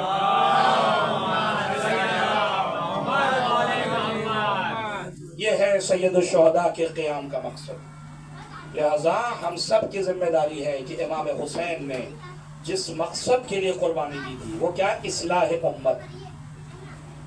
اور ایک جملہ کہہ کے مصائب کی طرف جاؤں گا کہ ہم سب کی ذمہ داری ہے کیونکہ ہم کسی نہ کسی عنوان سے فرش عزا اور مقصد حسین سے جڑے ہوئے ہیں. کوئی خطیب ہے، کوئی ذاکر ہے، کوئی عالم ہے، کوئی نوحہ خان ہے، کوئی منقبت خان ہے، کوئی سامع ہے، کوئی شرکت کرنے والا ہے، کوئی انتظام کرنے والا، ہر آدمی اس سے جڑا ہوا ہے. لیکن آپ واقعا مجھے ایک سوال کا جواب دیجئے، کیا واقعا قوم اس راستے پہ جا رہی ہے جو راستہ سید الشہداء نے پیش کیا تھا؟ آج ہماری محفلیں، آج ہمارے خطبہ، ذاکرین، مجلس پڑھنے والے، نوحہ خوانی کرنے والے، انجمنوں کا حال، شرکت کرنے والوں کا حال، کیا واقعا آپ کو ایسا لگتا ہے کہ سید الشہداء نے جو راستہ بتایا تھا اس راستے پہ 100% ہم چل رہے ہیں؟ ایک صلوات دیجیے گا محمد والے محمد. آپ بتائیے یہ رونا نہیں تو کیا ہے؟ نوحے کے نام پر اگر آپ سے قصیدے پہ لوگ ماتم کروا رہے ہیں، آپ بتائیے مرحب و انتر کا مولا کائنات نے قتل کیا، یہ سینہ پیٹنے کی جگہ ہے یا خوش ہونے کا مقام؟ اور ہمارے لوگ کیا کر رہے ہیں؟ سینہ پیٹوا رہے ہیں. انہیں واقعی بصیرت کی کمی، میں نے کہا نا مجلس جو میں نے ابتدائی یہاں سے کی ہے، بصیرت نہ ہونے کی وجہ سے جن باتوں پر ہمیں خوش ہونا چاہیے ان باتوں پر ہم ماتم کر رہے ہیں. یعنی شاعر صاحب کو یہ نہیں پتا، انجمن کو یہ نہیں پتا کہ ہم یہاں پر آئے امام حسین کی بارگاہ میں پرسہ پیش کرنے کے لیے. نوحے کا مطلب ہی گریہ ازاری ہوتا ہے. یا کم سے کم اتنی رعایت کریے کہ جب فضائل پڑھے جا رہے تو ماتم نہ کریے خدا کے واسطے. اتنا تو کر سکتے کم سے کم کہ اگر فضائل کے مسئلے چل رہے تو وہاں پہ آپ کھڑے ہوئیے، وہاں پر اس پر بھی ماتم ہو رہا ہے. کہ دیکھنے والا جس تک کلپ جا رہی ہے، کوئی سوشل میڈیا کا زمانہ ظاہر ہے ہر جگہ، ہر آدمی اعتراض کرے یہ کیا ہو رہا ہے؟ فضیلتیں پڑھی جا رہی ہے، مولا کائنات کعبے میں پیدا ہوئے، وہ ماتم پینا سینہ پیٹ رہا ہے، یہ خوش ہو رہا ہے، یہ پتہ نہیں غم زدہ ہے، مجھے نہیں معلوم. ایک صلوات دیجیے گا محمد والے محمد. آپ دیکھیں محفلیں ہوتی ہیں ایک سے بڑھ کر ایک شعر پڑھا جاتا ہے، لیکن اس پر آپ کو اتنی واہ نظر نہیں آئے گی جتنا ایک شاعر صاحب نے صرف کسی آخری لفظ کو آ کر کے 1 منٹ تک کھینچ دیا. پھر دیکھیے آپ محفل کو کہاں تک کھڑے، نعروں کی لہر لگ جائے گی. کس بات پہ بھائی؟ صرف آ کرنے پہ کس بات کی واہ ہو رہی ہے؟ کوئی شعر میں نے پڑھا ہو، کوئی بات کہی ہو تو مجھے داد و تحسین سے نوازے، بات سمجھ میں آتی ہے. صرف میرا آ کرنا، مطلب آپ سمجھیں کہ اس کو سمجھا نہیں سکتے شاید ہم بیٹھ کے کسی کو کہ اس کو کیسے ہم ایکسپلین کریں گے کس بات کی واہ ہو رہی ہے. ایسا سمجھنے کی ضرورت ہے کہ یہ خطیب صاحب، یہ شاعر صاحب، یہ آخر آپ سوچیں کوئی شاعر آپ کو کہہ سکتا ہے کوئی نوا خانے گئے وعدہ لیتے وقت کہ ایسا ہے کہ میں نوا پڑھنے آ جاؤں گا، لیبر آپ کے ہوں گے. استغفر اللہ. آپ سوچیں عزادار سید الشہداء کو لیبر کہہ کے خطاب کر رہے ہو کہ میں آؤں گا نوا پڑھنے کے، لیبر آپ کے ہوں گے. نہیں، ماتم کرنے والے آپ خود بلا لیجیے گا، میں صرف نوا پڑھوں گا بس. یعنی اس حد تک اگر ہم پسماندگی میں جا سکتے ہیں، اگر مجلسوں کے وعدے مجھ جیسے خطیب اس لیے کینسل کر رہے ہیں کیونکہ دوسری جگہ جو لفافہ مل رہا ہے اس سے بہتر اور موٹا مل رہا ہے، لہذا ہم آپ کے یہاں نہیں آئیں گے، اس کے یہاں جائیں گے. یہ کون سا خلوص ہے؟ یہ کس کے لیے فرش ادا، کس کے لیے ماتمداری ہو رہی ہے، کس کے لیے نواخوانی ہو رہی ہے، کس کے لیے؟ اسلام تو وہ تھا کہ جس نے بلال کی سین کو بھی شین قرار دیا تھا. عرب میں رہنے والے بڑے بڑے زبان والے تھے، بڑے بڑے فصیح و بلیغ تھے، لیکن گلدستہ اذان کی زینت بننے والا وہ بلال جس نے اللہ کی بارگاہ میں اس خلوص کے ساتھ اذان دی کہ خدا نے، جب لوگوں نے اعتراض کیا کہ بلال شین نہیں بول پاتے گا، کوئی بات نہیں، اللہ کی نگاہ میں بلال کا سین بھی شین ہے.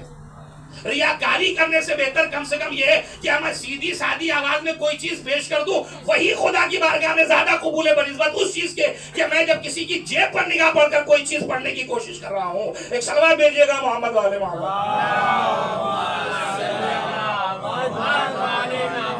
اصلاح امت، پبلک کی بھی ضرورت ہے. آپ دیکھیں آج ہماری پبلک کا کیا حال ہے شرکت کرنے والوں کا. پہلے وہ فون کر کے پوچھتے بتا بھائی بڑی مجلس ہے کہ چھوٹی مجلس ہے. اب آپ سمجھ گئے بڑی چھوٹی کا مطلب. امام بارگاہیں نزدیک ہے تو ایک دوسرے سے پوچھتے بتاؤ مینو کہاں کا کیا وہ بتاؤ، اس کے حساب سے ہم جائیں گے کہ یہاں جانا ہے کہ وہاں جانا ہے. حیرت کی بات ہے. آپ سوچیں جو قوم کھلانے کے لیے آمادہ تھی ہمیشہ، وہ کیسے کھانے والی قوم میں تبدیل ہو گئی نہیں معلوم. واقعا آپ دیکھیں آپ کربلا کیوں جاتے ہیں، کربلا کی تعریف کیوں کرتے ہیں آپ جا کر؟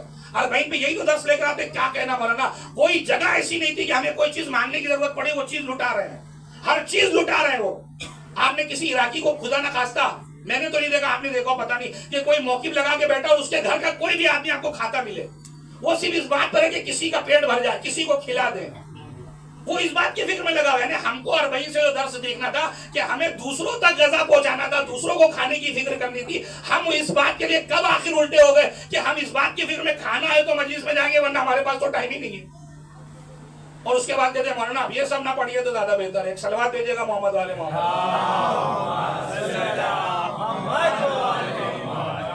آپ سوچیں آپ کس سے ایکسپلین کریں گے آپ یہ بات؟ اگر نظر کا اہتمام ہے تو پوری فیملی کے ساتھ وقت ہے، نظر کا اہتمام نہیں ہے تو خود میرے پاس ہی وقت ہی تھا، فیملی کو کیسے لے کے آؤں مولانا میں؟ تو یہ کس کو ایکسپلین؟ میں کسی کو وہ نہیں کر رہا ہوں، کسی کو بلیم نہیں کر رہا ہوں.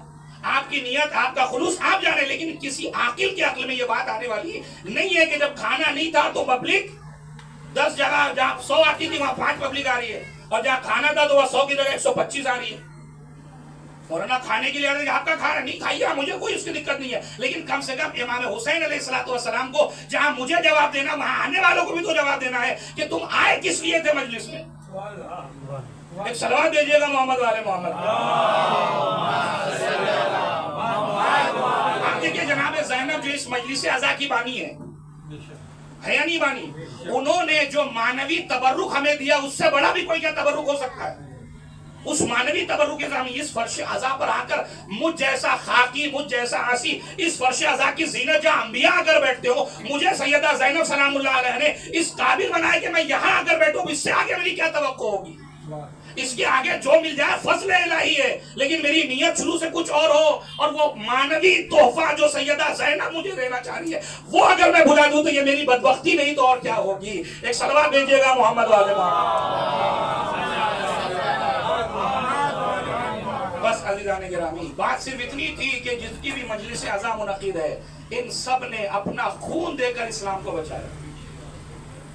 اور آج اگر ہم اپنا وقت بھی فرش عزا کے لیے نہیں دے پا رہے ہیں تو سوچنے کا مقام ہے، تعجب کا مقام ہے کہ کیا واقعاً ہم اسلام کے حامی ہیں، کیا ہم واقعاً تشیع کے حامی ہیں؟ سفر سید الشہداء سب سے کم چیز جو مجھ سے مانگ رہا ہے وہ ہے شہادت کے لیے آمادہ ہونا. سب سے کم چیز جو مجھ سے مطالبہ کر رہا ہے وہ یہ کہ اپنے آپ کو شہادت کے لیے آمادہ کرو. شہادت یعنی اپنی جان دینے کا جذبہ رکھو. یہ دولت، یہ ثروت، یہ مال، یہ اولاد، یہ سب کوئی معنی نہیں رکھتا. تمہیں سب سے زیادہ عزیز تمہاری جان ہے. امام حسین کا سفر صاف صاف لفظوں میں کہہ رہا ہے کہ میرے ساتھ وہی چل سکتا ہے جو راہ خدا میں اپنی جان کا تحفہ دے سکتا ہے. میرے کاروان میں حسینی وہی بن سکتا ہے جس کے اندر یہ جذبہ ہو کہ ساری چیزیں نقصان ہوتی ہو، اولاد جاتی ہو، ثروت جاتی ہو، مقام، اسٹیٹس، دولت، گاڑی، بنگلہ، بینک، سب کچھ چلا جائے، لیکن حسین کی میت نہ چھوٹنے پائے، حسین کا ساتھ نہ چھوٹنے پائے. جب کردار اس منزل پر آ جائے تب جا کر وہ حسینی بنتا ہے، تب جا کر وہ اس جگہ پر جاتا ہے کہ سید الشہداء اس کے لئے کہتے ہیں کہ جیسے اصحاب اللہ نے مجھے عطا کیے، نہ اس کے پہلے کسی کو عطا کیا، نہ شاید بعد میں کسی کو عطا ہوں. یہ امام حسین علیہ السلام کیوں قصیدہ پڑھ رہے ہیں؟ اسی لیے تو قصیدہ پڑھ رہے ہیں. بس عزیزان گرامی، جن شخصیتوں کی یاد میں اس مجلس کو منعقد کیا گیا، آپ دیکھیں جناب ابو طالب سے اگر سلسلہ شروع کریں، جناب ابو طالب جس نے واقعا اپنے خون کا ایک ایک قطرہ اسلام کے لیے دیا ہے. آپ سوچ بھی سکتے ہیں کہ کوئی باپ ایسا ہو جو شب کے سناٹے میں اٹھ کر اپنے بیٹے کو رسول اللہ کی جگہ پہ لٹا دے کہ اگر رات کی سناٹے میں حملہ ہو تو میرا بیٹا مر جائے لیکن رسالت ماں پر کوئی حق نہ. ایسے تو نہیں انتقال کے وقت، وفات کے وقت رسالت ماں کی آنکھوں سے اشک جاری. چچا جب تک آپ زندہ تھے میرے بچپنے آپ نے میری کفالت کی، اور جب میں جوان ہوا تو آپ نے میری سب سے زیادہ حمایت کی. اور اس کے بعد قبر کی منزلوں میں جب جناب ابو طالب کو لٹانے لگے تو یہ بھتیجا تڑپ کے کہتا ہے چچا میں قیامت کے دن آپ کی ایسی شفاعت کروں گا کہ ثقلین یعنی جنات اور انسان آپ کی میری اس شفاعت پر فخر کریں گے، غبطہ کریں گے، لیکن ہاتھوں کو جوڑوں گا. اے بھتیجے تم نے اپنے چچا کو قبر کی منزلوں میں اتار تو دیا، کیا کہنا تمہارا بڑے خوش نصیب ہو کہ اپنے چچا کو بڑی آسانی کے ساتھ اپنے چچا کو قبر کی منزلوں میں اتارا. لیکن یہ بتاؤ کہیں تمہارے چچا کے جسم پر تلواروں کے نشان تو نہ تھے؟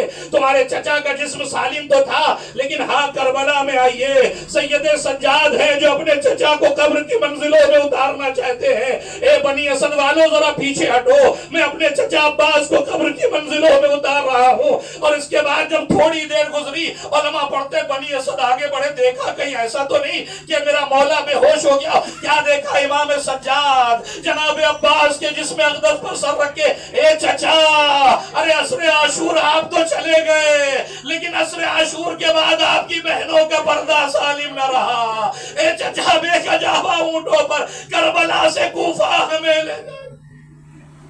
اجرکم اللہ. ہاں عزیزو خدا کسی غم میں نہ رلائے.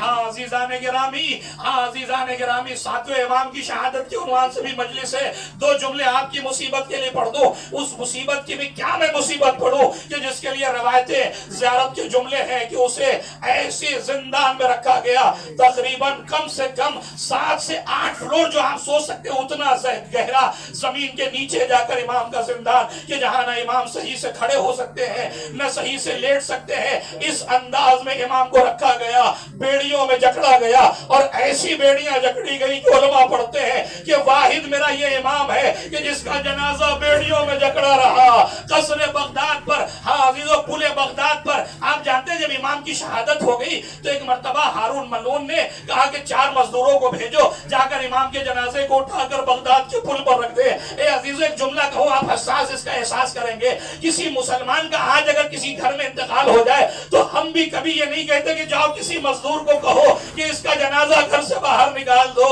اللہ رے بے قصی امام موسیٰ کاظم 4 مزدوروں نے اٹھا کر پل بغداد پر اس لیے رکھا کہ جانور آ کر امام کے جسم کی توہین کرے، لیکن اللہ رے فرزند رسول ارے جانور آگے بڑھتے اس کے بعد پیچھے ہٹ جاتے. کوئی جانور امام کے جسم اقدس تک نہ پہنچ سکا. عزیزوں میں ہاتھوں کو جوڑوں گا، اے مولا امام موسیٰ کاظم ارے خوشا نصیب، یقیناً آپ نے مصیبتیں برداشت کی لیکن کم سے کم کسی جانور نے آپ کے جسم کو پامال تو نہ کیا. شاید یہ مصیبت بھی فرزند زہرا کی قسمت میں تھی کہ بعد عصر عاشور ادھر کے گھوڑے ادھر، ادھر کے گھوڑے ادھر، زینب سلام اللہ علیہ چیختی رہی ہائے میرا ماجایا، ارے میرے ماجائے کے جسم کو پامال نہ کرو، اجرکم علی اللہ، خدا کسی غم میں نہ رلائے۔ ہاں عزیزو بس میں آخری منزل پر آ گیا۔ کل کا دن وہ ہوگا کہ جب حسین مدینے کو خدا حافظ کہیں گے۔ اے نانا آپ کی قبر کو خدا حافظ کہنے کا وقت آ گیا۔ اے اماں آپ کی قبر کا نشان کسی کو نہیں پتا لیکن اپنے بیٹے کو تو پتا ہے۔ اے اماں خدا حافظ آپ کا حسین چلا۔ عجب نہیں قبر فاطمہ سے آواز آئی میرے لال حسین، ارے تم اکیلے نہیں جا رہے، میں بھی تمہارے ساتھ آؤں گی۔ اور شاید یہی وجہ ہے کہ جب زین سے زمین پر آئے ہو تو عجب نہیں اسی ماں نے آواز دیا میرے لال میری آغوش میں اجرکم علی اللہ۔ بہن کے پاس آئے، اے بہن زینب حاکم نے مجھے قلعے میں بلایا ہے، مجھے قصر ملاقہ شب کے سناٹے میں کہا کوئی خاص بات ہے۔ ایک مرتبہ زینب کا دل گھبرانے لگا، بھیا میں آپ کو اکیلے نہ جانے دوں گی۔ اے بھیا عباس جوانان بنی ہاشم کے ساتھ جائیے۔ لیجئے امام حسین جوانان بنی ہاشم کے ساتھ قصر میں آئے، ولید کے ساتھ گفتگو ہوئی۔ ولید سے امام نے کہا یہ بیعت کا مرحلہ ہے، صبح میں ہوگا گفتگو ہوگی، رات کے سناٹے میں کیسی گفتگو؟ ولید نے کہا بسم اللہ آپ تشریف لے جائیے۔ جیسے امام مڑے مروان ملون کہتا ولید اگر آج حسین ہاتھ سے نکل گئے تو پھر ہاتھ نہیں آنے والے، یہی پہ انہیں قتل کر دے۔ بس جیسی قتل کا نام سنا امام حسین پلٹے، ایک مرتبہ مروان کو خطاب کیا تو مجھے قتل کرے گا یا یہ مجھے قتل کرے گا؟ ادھر آواز کا بلند ہونا تھا، ادھر جوانان بنی ہاشم آگے آگے حضرت عباس، ارے کس نے میرے مولا کی آواز پر آواز بلند کی؟ ہائے غیظ ام البنین کے لاڈلے کو غیظ آیا۔ حسین نے مرحلے کو دیکھا، میرے لال اے میرے بھیا عباس صبر کرو، یہ مرحلہ جنگ کا نہیں ہے۔ ایک مرتبہ امام کو لے کر بیت الشرف میں آئے، جناب زینب سے تیاری کی بات کی، بس آخری روایت پڑھ کے بات کو تمام کر رہا ہوں۔ راوی کہتا ہے کہ میں قبیلے بنی ہاشم میں گیا تو میں نے کیا دیکھا، عجیب افسردگی کا عالم ہے، چاروں طرف لوگ گریا کر رہے ہیں۔ میرے پوچھنے میں پتا چلا کہ روح مدینہ حسین ابن علی مدینے کو خدا حافظ کہنے کے لیے تیار ہے۔ اجرکم علی اللہ۔ راوی کہتا ہے میں نے دیکھا کجاوے آنے لگے، ایک ایک اونٹ کو لایا گیا، اونٹ کو بٹھایا جاتا، کوئی خاتون کمرے سے بیت الشرف سے باہر نکلتی، کوئی نوجوان کہیں 13 برس کا آگے بڑھتا، کہیں 18 برس کا آگے بڑھتا، ایک ایک بی بی کو سوار کیا جا رہا ہے اور حسین ابن علی سب کی رخصت کا منظر دیکھ رہے ہیں۔ راوی کہتا ہے میں سب سے زیادہ حیران رہ گیا کہ جب ایک بی بی بیت الشرف سے باہر نکلی، اب تک حسین جو بیٹھے ہوئے تھے بے نفس نفیس کھڑے ہوئے، سارے جوانان بنی ہاشم آگے آئے۔ میں نے تڑپ کے پوچھا یہ بی بی کون؟ لوگوں نے بتایا یہ علی کی لاڈلی بیٹی زینب کبریٰ ہے۔ عباس نے اپنے زانووں کو بچھایا، اے بی بی ان زانووں پہ قدم رکھ کے آ جائیے۔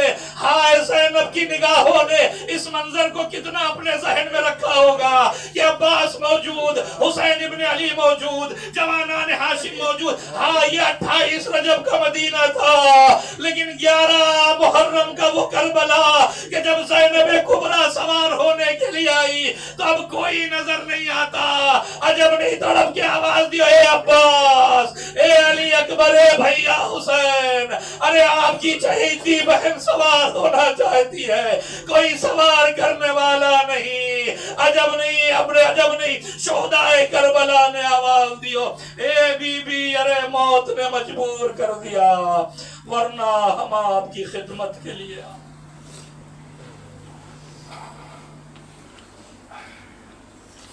وَسَيَعْلَمُ الَّذِينَ ظَلَمُوا أَيَّ مُنْقَلِبٍ يَنْقَلِبُونَ إِنَّا لِلَّهِ وَإِنَّا إِلَيْهِ رَاجِعُونَ بِذَنبِ قَضَائِهِ وَتَسْلِيمًا لِأَمْرِهِ۔ پروردگار تجھے واسطہ محمد والے محمد کا ہماری اس مختصر سے عبادت کو شرف قبولیت عنایت فرما۔ پروردگار تجھے واسطہ محمد والے محمد کا ہم سب کو مقصد سفر سید الشہداء کو یاد رکھنے، آپ کی شہادت کے مقصد کو یاد رکھنے اور اسے عملی جامہ پہنانے کی توفیق عنایت فرما۔ پروردگار حاضرین مجلس کی تمام دلی حاجتوں کو پورا فرما۔ پروردگار ظالمین و جابرین کا خاتمہ فرما، ان کے مکر و حیلہ و فریب کو انہی کی جانب واپس پلٹا۔ مظلومین و مستضعفین عالم کی حفاظت فرما، اہل ایمان خصوصاً مومنین ایران و عراق و لبنان کی حفاظت فرما۔ پروردگار تجھے واسطہ محمد والے محمد کا مراج اعظام کی حفاظت فرما، ان کا سایہ ہمارے سروں پر دائم اور قائم فرما۔ حضرت حجت کے ظہور میں تعجیل فرما، ہم سب کو ان کے مخلص غلام شمار فرما۔ हम सबको दीदार ज़ियारत इमाम अत्हार अलैहिस्सलाम नसीब फरमा। व आखिरु दावाना अनिल हम्दुलिल्लाहि रब्बिल आलमीन। मातम